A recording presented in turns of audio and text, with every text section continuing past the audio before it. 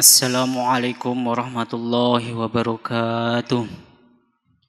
Bismillah, alhamdulillah, assalatu wassalamu ala rasulillah Sayyidina wa maulana Muhammadin abdillah la hawla wa la quwata illa billah ma ba'd.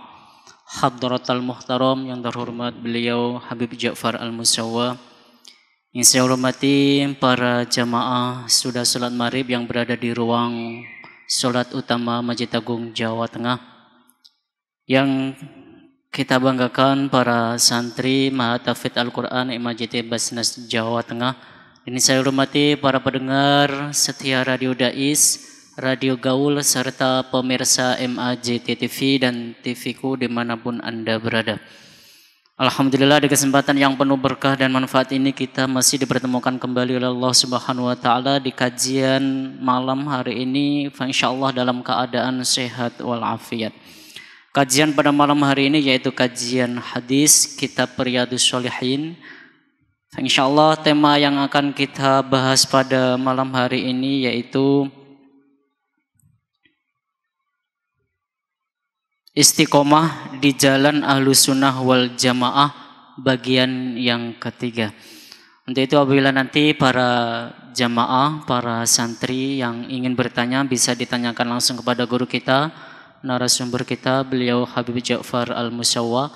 Dan bagi para pendengar serta pemirsa yang ingin bertanya bisa ditanyakan melalui WhatsApp-nya Radio Dais di nomor 0821 336 70.000. Untuk mengawali kajian pada malam hari ini, terlebih dahulu mari kita buka dengan bacaan umul kitab Liridhaillah wa li syafaati Rasulillah bi barakati suratul Fatihah. A'udzubillahi minasyaitonir rajim. Bismillahirrahmanirrahim. Alhamdulillahirabbil alamin arrahmanir rahim maliki yaumiddin. Iyyaka na'budu wa iyyaka nasta'in ihdinas siratal mustaqim siratal ladzina an'amta 'alaihim ghairil maghdubi 'alaihim waladdallin. Amin. Selanjutnya mari kita simak bersama-sama kajian pada malam hari ini bersama dengan guru kita, narasumber kita, beliau Habib Ja'far Al-Musawwa. Waktu disilakan. Assalamualaikum warahmatullahi ta'ala wabarakatuh. Bismillahirrahmanirrahim. Alhamdulillahi rabbil alamin wa bihi nasta'in ala umurid dunya waddin. Summa salatu wassalamu ala imamil anbiya'i wal mursalin Sayyidina wa habibina wa syafi'ina wa qurrati a'yunina wa maulana Muhammadin sallallahu alaihi wasallam wa ala alihi wa ashabihi ajma'in, amma ba'd. Bapak dan Ibu, hadirin hadirat yang saya hormati, dan juga seluruh santri Ma'had Tahfidz Quran Masjid Agung Jawa Tengah yang saya cintai, serta seluruh pendengar Radio Dais dan juga Radio Gaul FM dimanapun berada, serta para pemirsa MAJT TV dan juga pemirsa TVku, rahimakumullah. Alhamdulillah,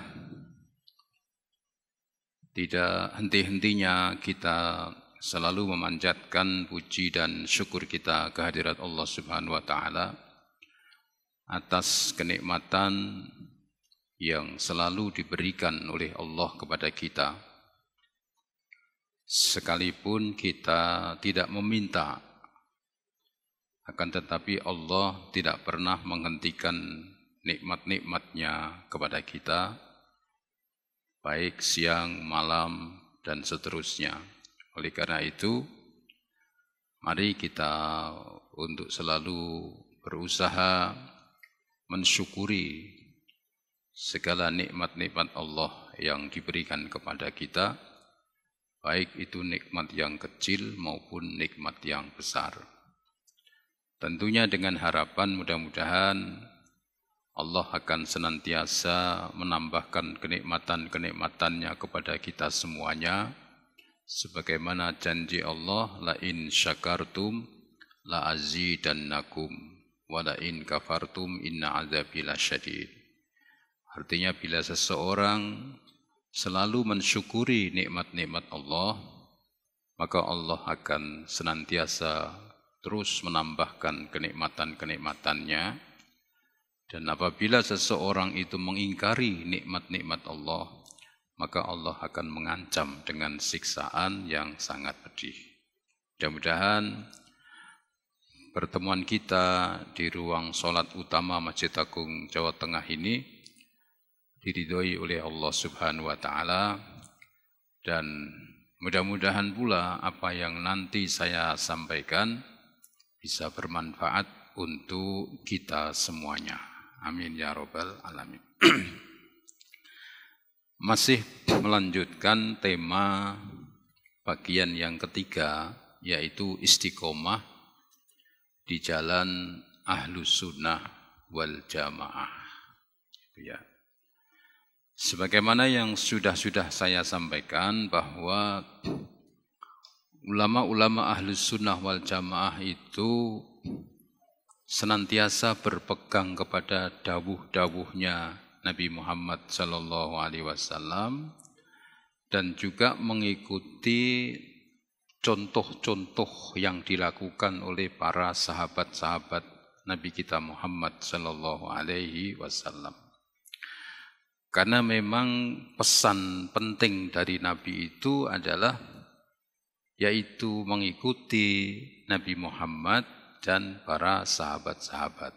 Sebagaimana sabda beliau yang sangat populer, yaitu alaikum bisunnati wa sunnati khulafa'ir rasyidin al-muhdiin.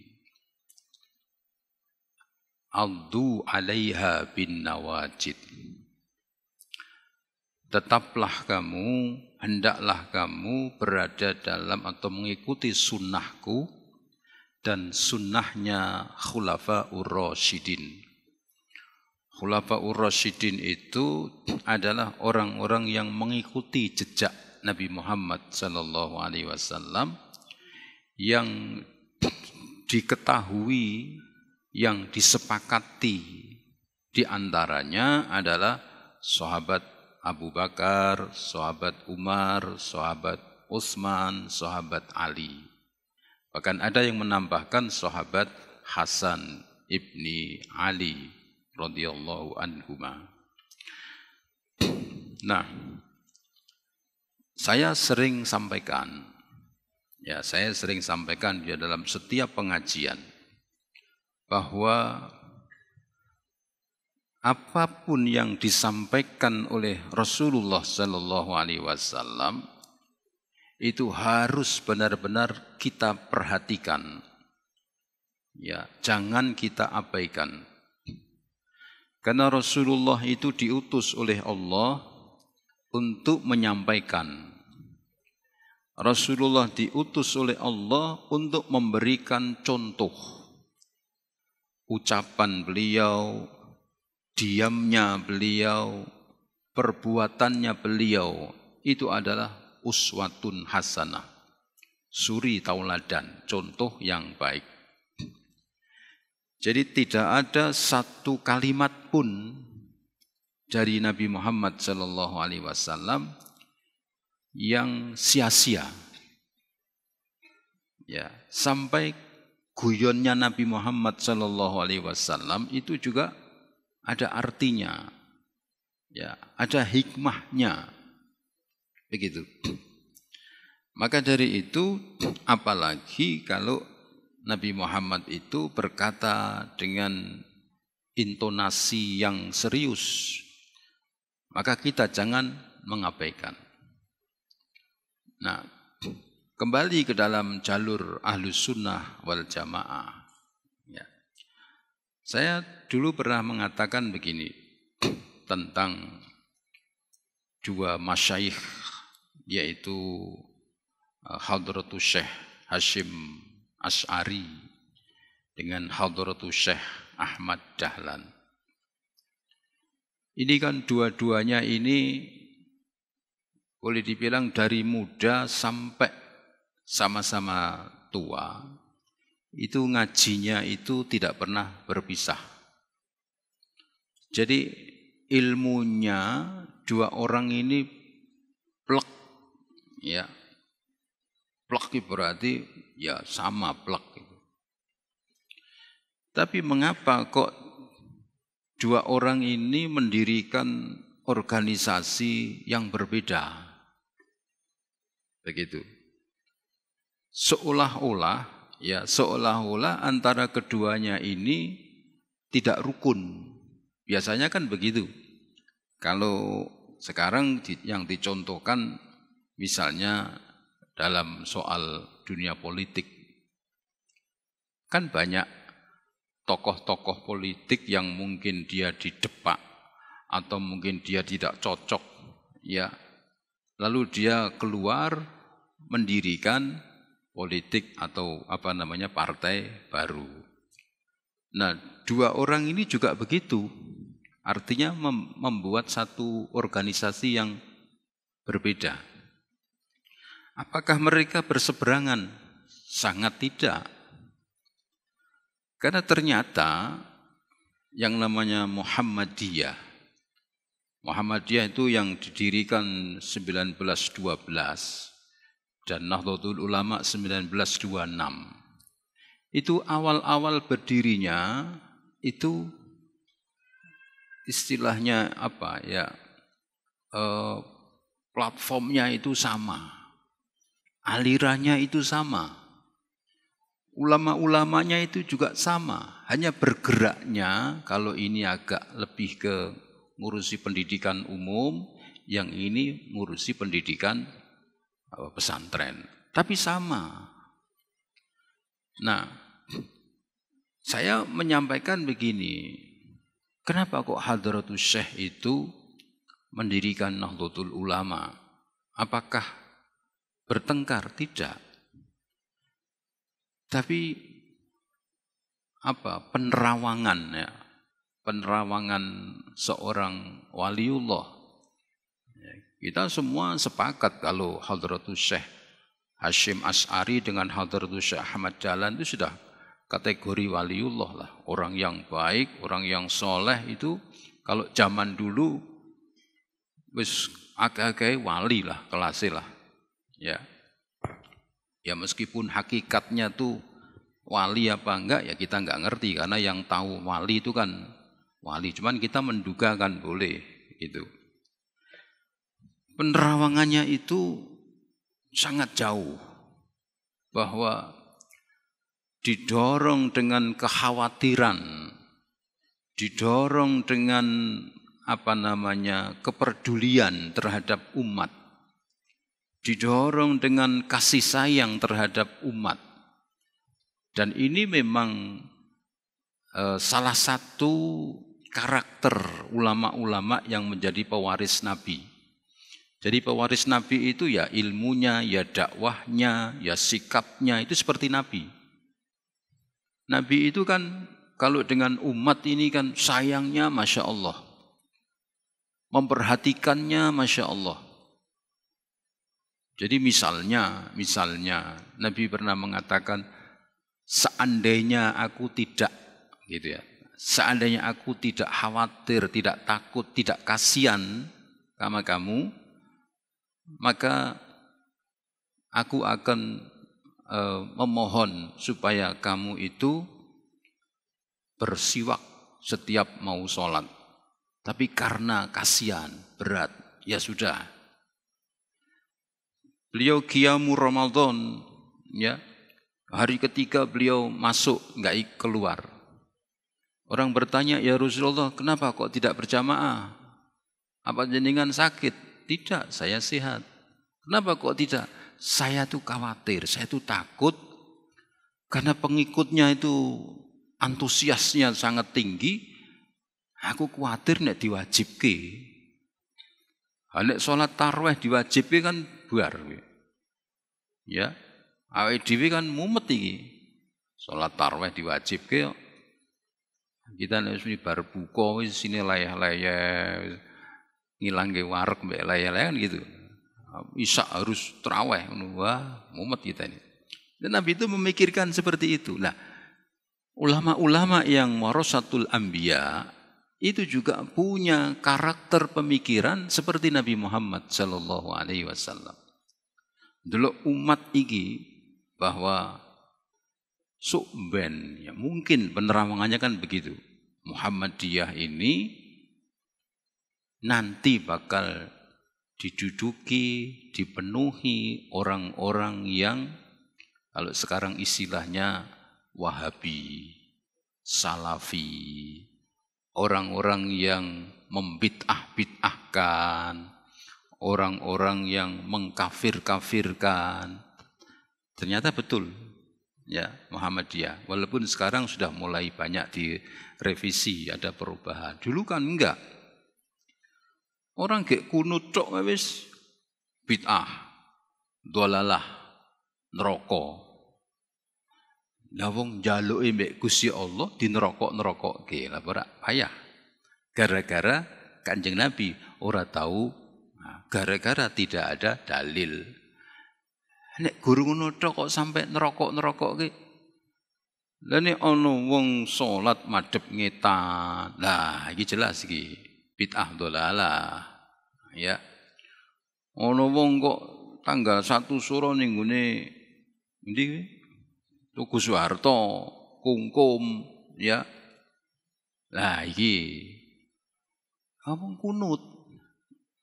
Maka atas kepedulian itu Hadratus Syekh Hasyim Asy'ari membentuk organisasi yang namanya Nahdlatul Ulama. Nah, dari sinilah ajaran-ajaran Ahlus Sunnah wal Jamaah itu terus dikencengi. Ya. Dikencengi itu apa? Misalnya amaliyah itu terus dipopulerkan, dibudidayakan lah bahasanya. Kalau istilah sekarang ini salah satu program dari Nahdlatul Ulama adalah ada pengajian Lailatul Ijtima, gitu. Sampai sekarang ada. Dan nanti ada isinya adalah mujahadah, sholawatan, mauludan, tahlilan, dan sebagainya. Ya, itu adalah salah satu bentuk untuk menjaga istiqomah di jalan orang-orang Ahlus Sunnah wal Jamaah. Gitu. Nah, hadirin hadirat rahimakumullah. Ya.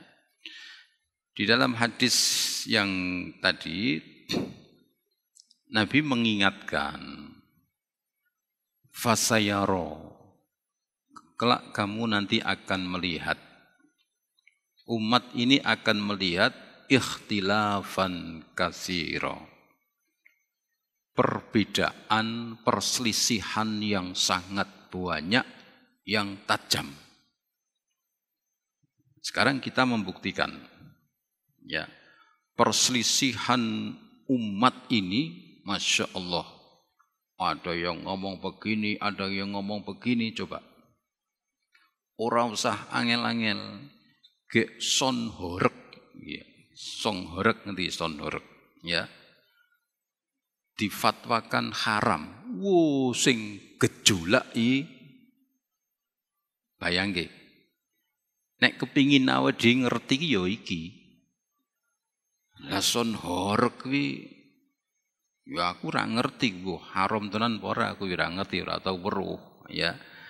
Jare ana sing muni gara-gara son horek kuwi dhuwur ana gapura, ora cukup jebol gapurane, jarine kuwi, ya. Jembatan lebare kurang kuwi jebol. Lah kuwi nek son horek kuwi disetel ning ngene kampungmu, ya salamat kancamu tuku anyar meneh kowe. Jedar-jedar pecah kabeh kowe. Ya, son horek disetel ning kampung sempit sing ning kono ana wong lara jantung, ya salamat sesuk mesti ana takziah. Mati mesti. Ya rak. Lah ana kiai muni kuwi haram karena banyak madharatnya. Protes, iki seni, ya. Ini seni. Ya, seni kan padha karo uyuh to, seni. Ini seperti kita sekarang melihat apa yang dikatakan oleh Nabi Muhammad SAW. Ya, kowe bakal weruh, kowe bakal nemoni perpecahan, perbedaan umat ini yang sangat tajam. Begitu. Tapi Nabi tetap mengingatkan, alaikum bisunnati wa sunnati khulafa'ir rasyidin. Wis sing penting kuwi kowe nek urip aja adoh karo dawuh Kanjeng Nabi karo contone para sahabat. Begitu. Lah nek sahabat kowe gak mudeng ya takok sing ngerti sahabat. Sopo? Ya tabiin. Begitu. Padha karo kowe nek gak ngerti apa sing dimaksud Kanjeng Nabi ya takok sahabat. Nek kowe gak ngerti apa sing diterangke sahabat ya takok tabiin. Terus sampai kiai. Nah, kiai itu yang penting di sini kalau istilah orang-orang ahlu sunnah wal jamaah. Ada istilah yang namanya sanad keilmuan. Itu. Sekarang ini kan banyak orang menyebut sanad keilmuan. Kowe ngajimu karo sapa? Begitu. Kowe ngajimu kitab apa? Mulane ning kitab-kitab misalnya Riyadhus Shalihin. Di Riyadhus Shalihin ini siapa yang menyusun? Oh, yang menyusun ini Imam Nawawi misalnya. Imam Nawawi ku sapa? Imam Nawawi ku ya Imam Nawawi apa Al-Haytami ya Asy-Syafi'i. Oh, berarti sanate tekan Imam Syafi'i. Ngono kuwi. Jadi ora njuk asal cek-cek mek. Ono wong dawuh ning gone Facebook ya. Wah, iki bener iki dinggo. Kok sing kene ngomong ini, wah iki bener iki dinggo. Iki mbek iki beda lah. Didu malahan ya. Jadi mula dalam istilah ulama Ahlussunnah itu ada yang namanya sanad keilmuan. Penting ini. Ya. Karena apa? Dengan sanad itu nanti akhirnya kita sejalan. Ya, kita sejalan. Karena nek diurut-urut ke sing iki kitab iki, kitab iki, semua ini Asy-Syafi'i, munggah dhuwur tekan ning ngene Imam Syafi'i. Itu. Jadi orang liar. Jadi kenapa saya sampaikan ini tema istiqomah di jalan Ahlus Sunnah wal Jamaah. Karena kalau kita ini sudah keluar dari thariqah Ahlus Sunnah wal Jamaah, ya wallahu a'lam. Ya, karena sekarang ini situs-situs ya yang berseberangan dengan Ahlus Sunnah wal Jamaah ini banyak tersebar di mana-mana, bahkan banyak yang mengikuti. Nah, itu lho sing marake. Ya. Banyak yang mengikuti. Ini kan karena kurangnya pendidikan dari orang tua kepada anaknya supaya betul-betul menekuni thariqah Ahlus Sunnah wal Jamaah, jalannya ulama-ulama Ahlus Sunnah wal Jamaah, begitu ya. Jadi tadi yang disampaikan adalah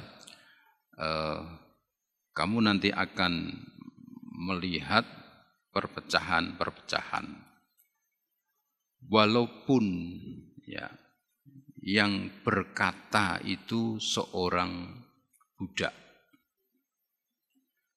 Kalau itu perkataannya benar, maka ikuti. Ini mengisyaratkan, ya mengisyaratkan.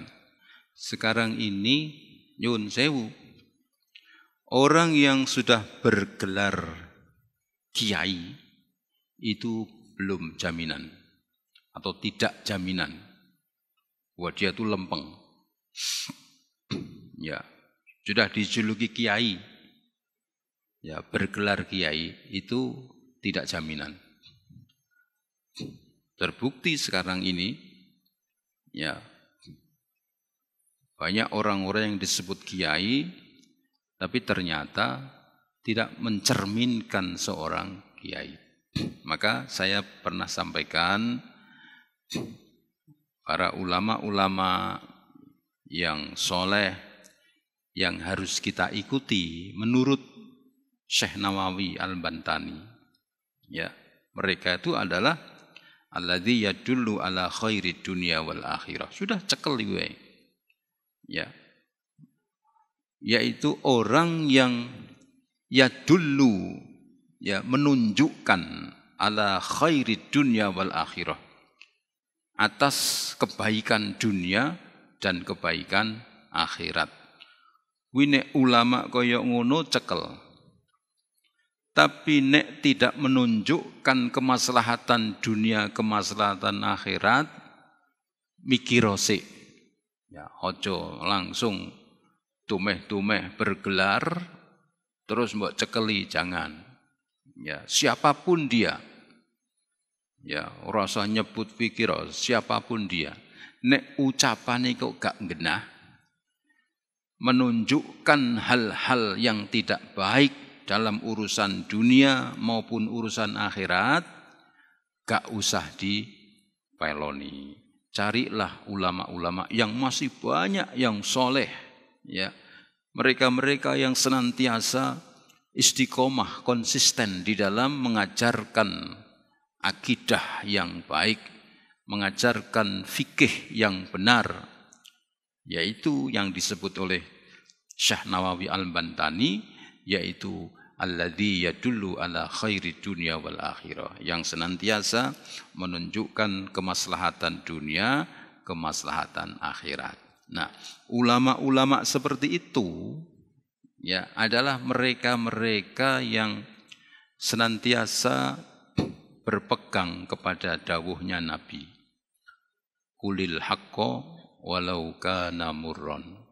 Berkata yang benar sekalipun itu pahit, sekalipun itu tidak menguntungkan. Begitu. Nah, ya. Sudah ya. Kurang berapa menit? Masih panjang? Hah? Jam berapa? Oh, 51. 5 menit, 15 menit. Ya. Mungkin ada yang mau tanya dulu? Silakan. Baik, alhamdulillah tadi kita sudah mendengarkan penjelasan dari guru kita, beliau Habib Ja'far Al-Musawwa. Silakan santri, Kang santri atau para jamaah, baik jamaah putra maupun putri, monggo yang mau bertanya bisa disampaikan. Kang santri?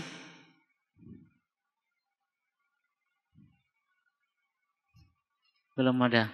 Bapak-bapak jemaah atau ibu-ibu jemaah?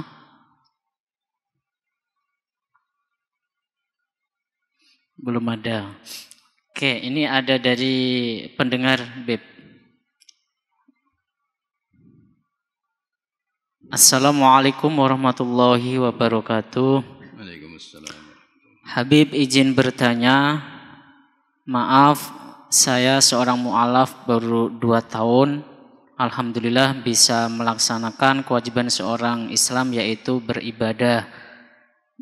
Tetapi saya bingung memilih ulama yang tadi temanya adalah ahlu sunnah wal jamaah. Terus bagaimana dengan pilihan yang saya pilih? Karena sekarang banyak, mohon maaf Habib, ulama-ulama atau kiai, saya masih bingung. Kadang ada yang mengatakan ini benar, ulama yang satu mengatakan ini salah. Apa yang harus saya lakukan Habib agar saya kokoh iman saya dan Islam saya tambah beriman? Terima kasih Habib. Ya, makasih.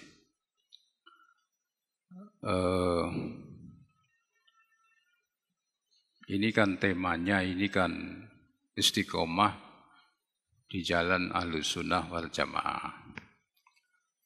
bukan berarti kita mengklaim bahwa Ahlussunnah itu ya saya, misalnya begitu, bukan.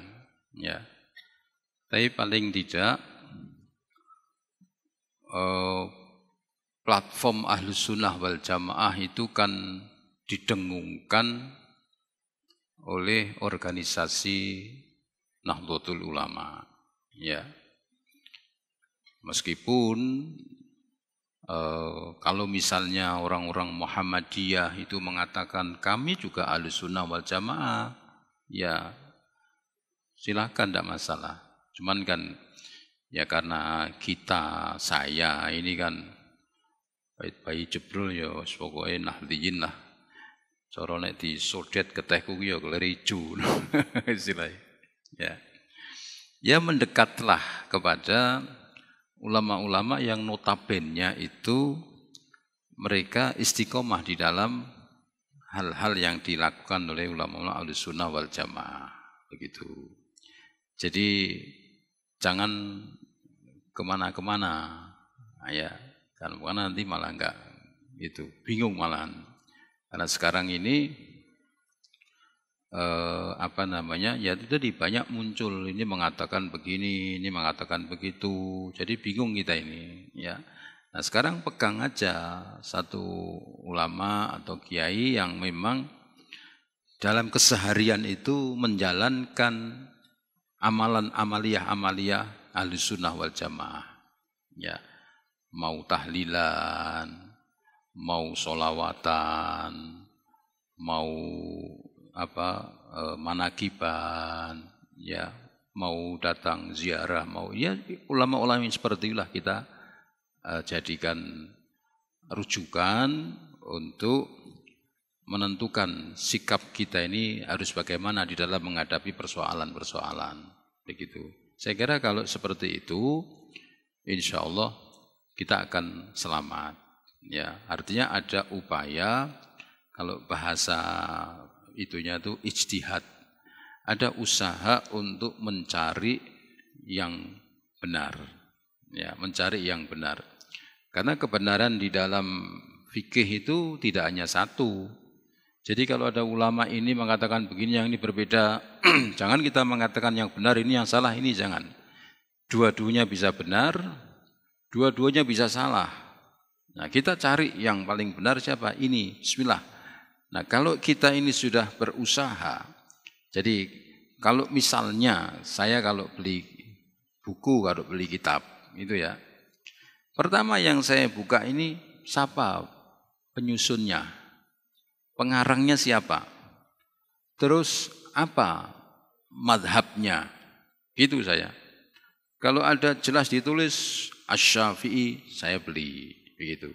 Itu bentuk upaya dari saya supaya saya ini bisa tetap kokoh di dalam jalan Ahlussunnah wal Jamaah.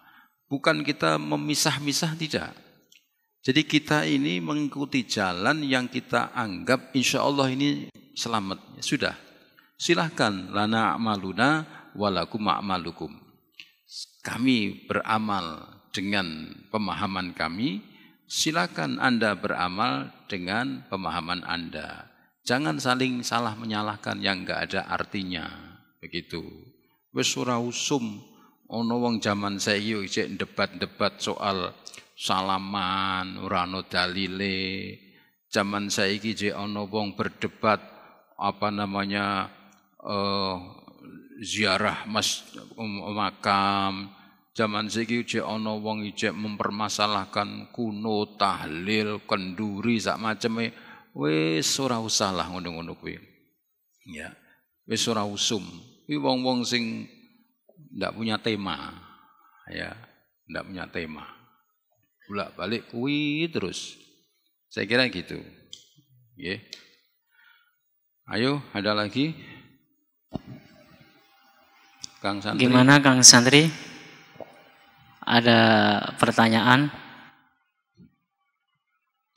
Masih belum? Bapak-bapak, Kang Santri nyatet nggo catatan tapi ngerti takon ora. Wis ngawur-ngawuran tak apa-apa. Ini kayaknya dilanjut di pertanyaan dari seorang mu'alaf tadi. Dilanjut. Beb, pertanyaan yang kedua, mohon maaf. Cerita sebentar, Beb. Saat saya sholat di sebuah musola, setelah saya selesai sholat, tempat saya itu disucikan atau dibersihkan. Saya bingung, Beb. Apakah Islam itu seperti itu atau bagaimana, Beb? Dan ketika saya duduk dihadapkan oleh orang yang membersihkan itu, mereka memiliki hadis atau dalil yang itu membuat saya yakin. Terus bagaimana, Beb, solusinya, Beb? Membuat yakin itu maksudnya? Yakin, percaya, mungkin.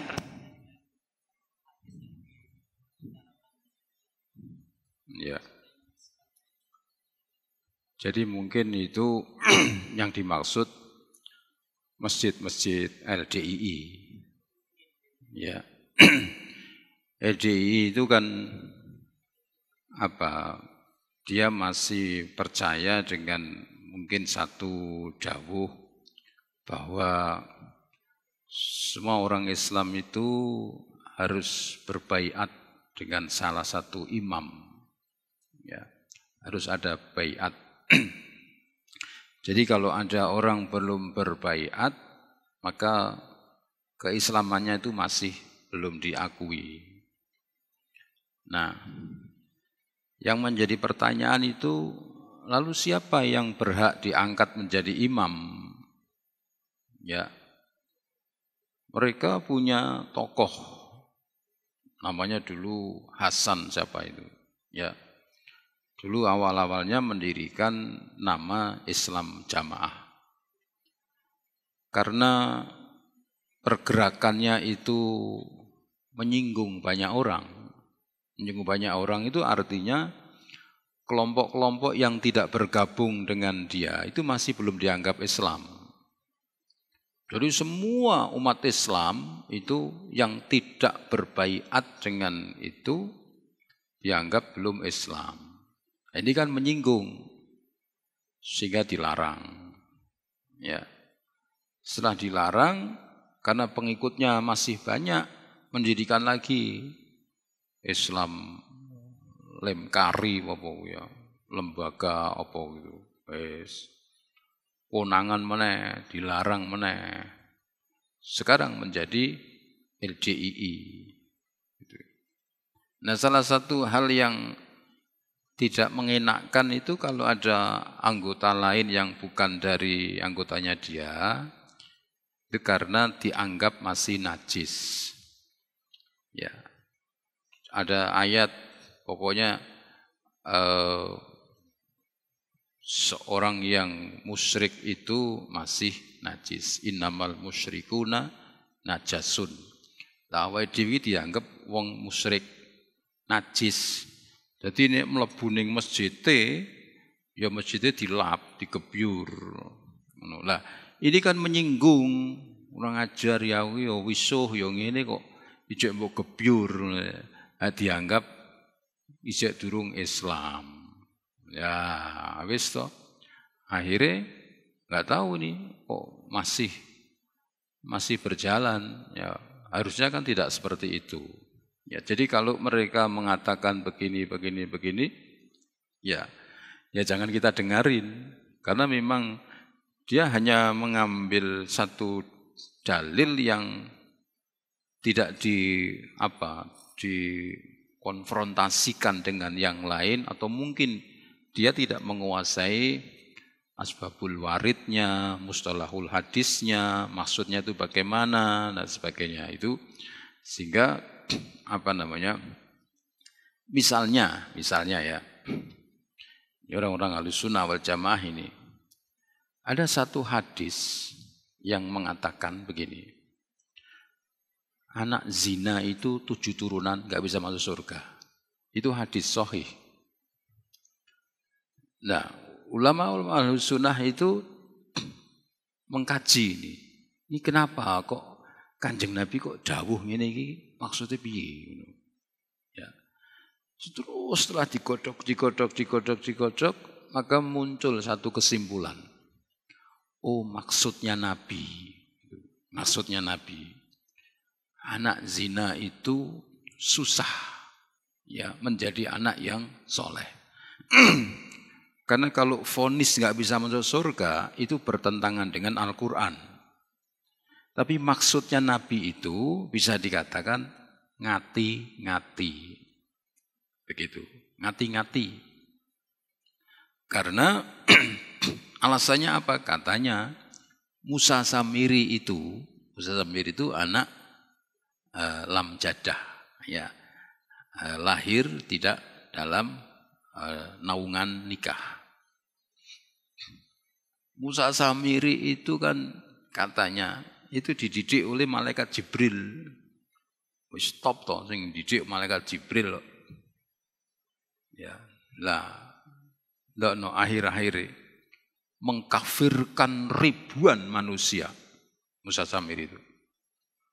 Jadi ketika malaikat Jibril menjelma jadi kuda betina itu bekas injakannya itu diambil disimpan oleh Musa Samiri. Terus Musa Samiri mengumpulkan emas.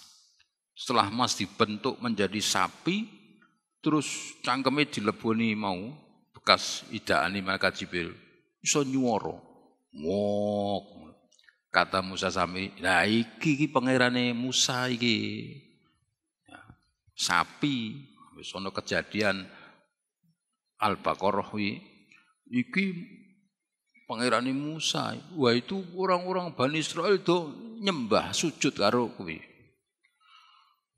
Nabi Musa datang, wah, nesu Nabi Musa, kurang ajar meniki Musa Samiri. Didungake karo Nabi Musa, muga-muga Musa Samiri rasa mitnah. Akhirnya apa? Musa Samiri itu lidahnya menjulur, sak kilak ngono lho. Dalam Quran itu dikatakan in tahmil yalhas au tatruk yalhas. Mbok gendong melet, mbok culke ya melet. Ane ilat melet jajal. Kowe ngomong ilatmu melet to jajal. Jajal sar kowe ngomong jajal. Ha. Kowe istighfar ngene ya. Iso ora? Astagfirullahaladzim. Iso ora jajal? Ora iso. Jadi Musa Samiri iki apa namanya? Arep ngomong ora iso. Ya. Melet-melet. Ada lagi yang mengatakan Musa Samiri itu didongake karo Nabi Musa. Nek cedak karo menungso kobong. Ya. Jadi nek cedak menungso dicedaki ngono iki nek cedak kobong. Dadi anggere ora nyedak Musa Samiri blayu. Berarti wis anggere ono piye kabare wis blayu. Karena semakin cedak semakin kobong. Ya, jadi kuwi Musa Samiri. Maka para ulama ini menyimpulkan, oh Nabi mengatakan seperti itu maksudnya ngati-ngati. Ojo sampai kejadian seperti itu maksudnya. Ya, jadi pokoknya apa namanya, tadi itu kembali kepada orang-orang LDII. Ya, kalau sekiranya kok tidak sesuai dengan kemaslahatan, ya jangan diikuti. Apapun yang disampaikan oleh dia. Kalau sudah seperti itu ya makanya ikuti aja ulama-ulama yang notabene istiqomah di dalam ahli sunnah wal jamaah itu. Ya. Sudah? Ampun ya. Alhamdulillah kajian pada malam hari ini sudah selesai. Mudah-mudahan kajian pada malam hari ini mendapatkan ridha dari Allah Subhanahu wa taala, berkah manfaat untuk kita semua. Mari kita akhiri dengan bacaan hamdalah bersama. Alhamdulillahirabbil alamin. Akhirul kalam wallahul muwaffiq ila aqwamit thariq. Wassalamualaikum warahmatullahi wabarakatuh.